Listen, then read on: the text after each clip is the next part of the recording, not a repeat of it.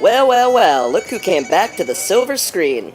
And no, I'm not just talking about Spider-Man and his new film. Spider-Man does whatever a spider can. Hello everyone and welcome back to the Puppet the Critic Show. Sure, let's call it Season 2, why not?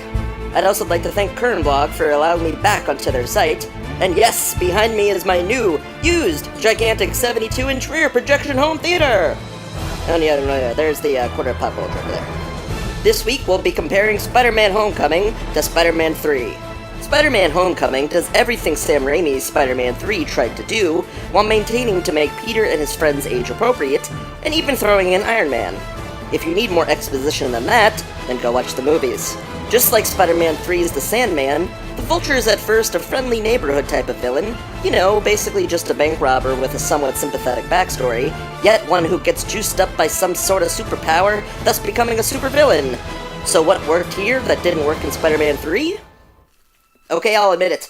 This review was really just a way for me to comment on how they should have made Spider-Man 3, which I think could have been the best out of all of them.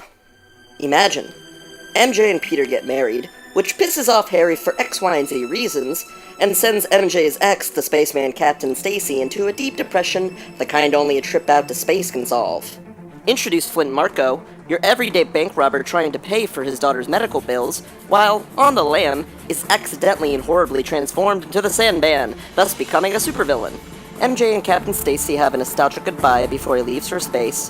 Harry and Peter sweat it out again, this time as Spidey and the Green Goblin 2, maybe even duke it out around the rocket blasting off, as we then shift back to MJ and Peter, dealing with their own issues about starting a family, while maintaining the job of being a super duo, which somewhat parallels the Sandman's life. This works because it would have affected Peter's moral and ethical position as a superhero, as he tries to stop a man who's mainly looking out for his family, while Peter and MJ work on creating their own, not to mention having been a part of the murder of his best friend's father, the Green Goblin, and how that still haunts him. The main theme of the film would then ask, are you still a good person if you, say, steal money to support your dying daughter, allow people to exploit you for personal gain, or, Hollywood's favorite subject, seek revenge? That's some heavy stuff for your friendly neighborhood, but it could still work. Besides the arrival of the black goo from some Deus Ex Machina, the first hour of Spider-Man 3 actually works.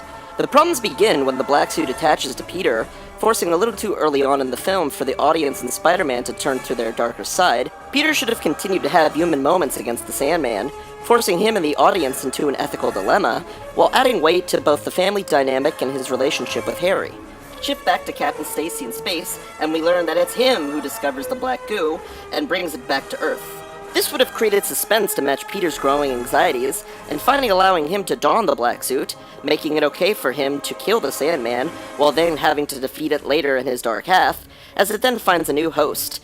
Either this Captain Stacy, or Eddie Brock, aka Spider-Man 4, and an entire film based on past guilt and a new antagonist, Venom. While the film has similar beats, it's ruined by donning the black suit too early, which misses out on the more interesting elements that make Spider-Man the friendly neighborhood hero that he is, which is what Spider-Man Homecoming got right. Thanks again for joining me this week for my review on various Spider-Men. I'd like to thank CURNBLOG again for hosting me on their blog, and I'll see you next week! P.S. These kids being saved with such a force by a genetically mutated man-child? Yeah, they would have been dead on impact.